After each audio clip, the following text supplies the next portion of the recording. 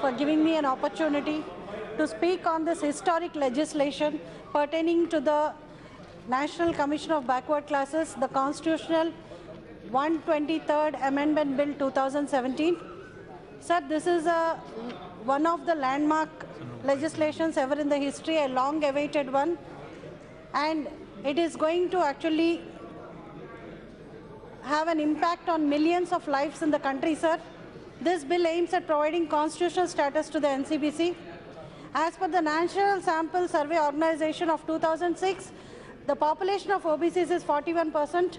I wholeheartedly congratulate the Union Minister and the Union Government for bringing up this bill, which is long awaited and which will have a great impact. Though NCBC, a statutory body, was created in 1993, it was only vested with limited power and hence could not make a considerable impact. But by this legislation,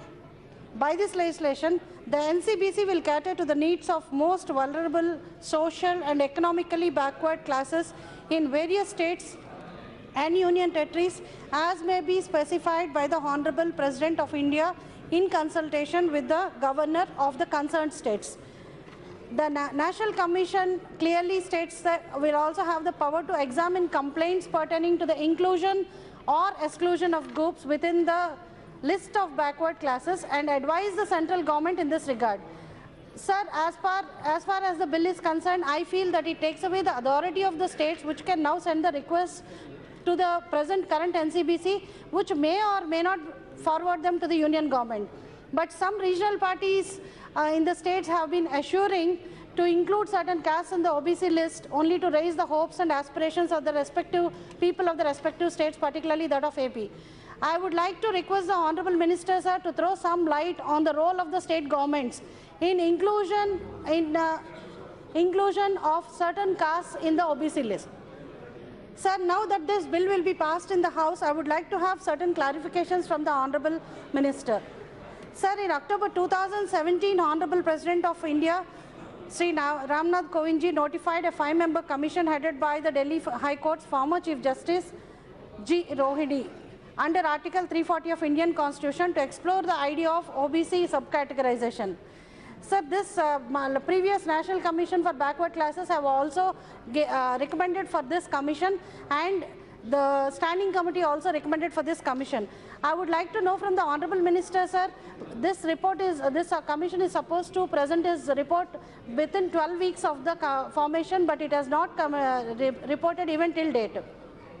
It was also supposed to bring order of the central list of OBCs by removing reputations. I would like to know, sir, OBC categorization has already been implemented by certain states, 11 states in the country, in which Andhra Pradesh is also there. What will be the status of this subcategorization, and will the committee proceed with the subcategorization report is my question, sir. What will be the effect of the states that have already made this subcategorization? Will the same continue? Because caste-wise census is not available in the public domain, I would like to know from the Honorable Minister whether the caste-wise census will also be available through this National Commission for the Backward Classes. And coming to the creamy layer, sir, the danger of reservation is threefold. Its benefits by and large are snatched away by the top creamy layer of the backward caste or class, thus keeping the weakest among the weak always weak and leaving the fortunate layers to consume the whole cake. Sir, as far as creamy layer is concerned, SC and STs don't have the creamy layer, whereas BCs are having the creamy layer, as said by some of my colleagues, sir. Sir, I would like to bring to the notice of this August House, if my son competes with the economically backward tribal child of the constituency, automatically my son gets selected and the poor tribal boy or the poor scheduled caste boy doesn't get selected into this list. I feel, sir, the creamy layer which has been existing in SC, ST as well as BC are a hurdle to the development of their own caste people, and the entire creamy layer is being only enjoyed by 2% of the scheduled caste or the scheduled tribe, sir. I know certain families in Andhra Pradesh and in the country also who have 11, 12 IAS officers only in one family, sir, because they are the person who will be selected. So I would like to request the Honorable Minister that this will be appropriately considered, duly considering all the pros and cons. Sir, lastly, to conclude, I would like to draw the attention of this August House to the economically backward class of people, sir. who have been deprived of minimum amenities, educational and social support. They are the most vulnerable who have been suffering since independence and have been left out of all welfare measures. If one chunk of population is being left out completely, sir, the country's prosperity will be affected, and they have to be also taken into consideration. Though Gujarat tried to implement 10% for the economically backward, it has been stayed by the Honorable Supreme Court order, sir. I request the Union government to enact a legislation concerning to the extremely backward population, considering their pathetic state. Lastly, sir, as per the amendments passed in the Rajya Sabha, the government agreed to incorporate a women member in the rules. It is a welcome step, sir.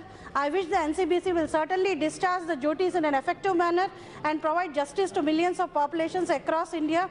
With this, I support the bill, sir. I would like to close by quoting, sir, Adam Smith, sir. I quote, "No society can surely be flourishing and happy, of which the far greater part of the members are poor and miserable," sir, unquote.